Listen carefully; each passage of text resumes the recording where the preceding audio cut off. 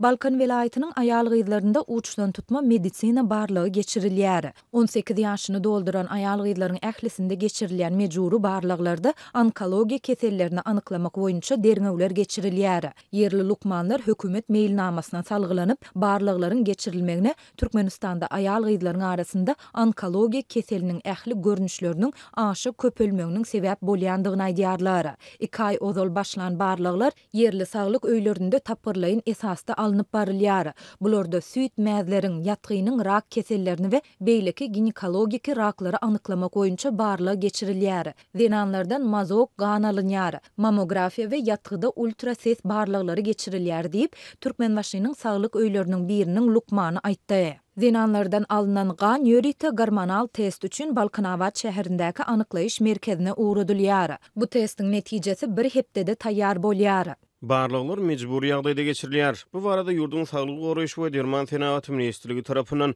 ýürüýte meýilnama berildi. Barlyklar aýal gyzlaryň arasyna onkolog keselleriň çenden aşy köp bolmagy sebäpli we olaryň öňüni almak hemde olary bejermek maksadyna geçirilýär.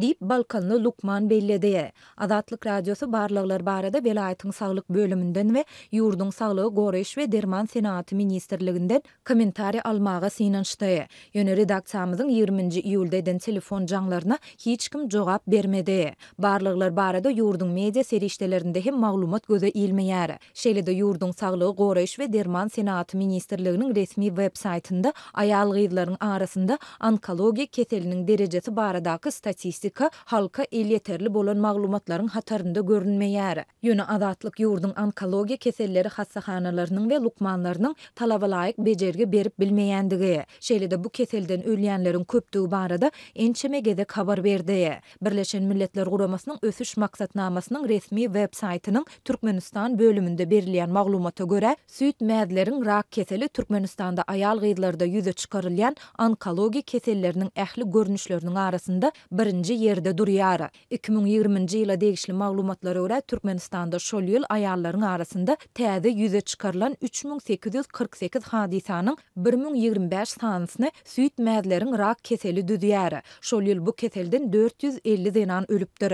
Ýatgynyň rak keseli bolsa 4-nji ýerde durýar. Muňa 2020-nji ýylda aýallaryň arasynda täze ýüze çykarylan hadisalaryň 461 sanysy degişli bolup, şol ýylda bu keselden 250 zenan öldü. Baralykda Balkanly lukmanlaryň bir näçesi barlyklarda aýal gyzlaryň 20 götermi töwereginde dürli ýokunç keselleriň şol sanda viruslaryň bardygynyň anyklanýandygyny hem aýdýar. Bu keseller jinsy ýollar bilen ýokuşýan erbet keselleriň hatyryna bolup bular köp adamlar bilen jinsy gatnaşykda bolýan denanlarda gawat gelýär. Käbir denanlarda WIC, SPID keselleri hem ýüze çykaryldy. Bu denanlaryň medisina hasabatlary adatça bolşýaly Desini Etrap Milli Howpsuzlyk Edarasyna berildi.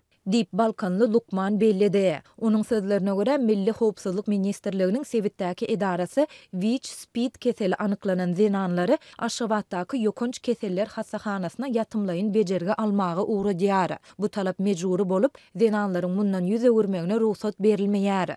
Azatlyk ýokarda aýdylanlar barada Milli Howpsuzlyk Ministrliginiň Sewitdäki edarasyndan kommentari alyp bilmedi.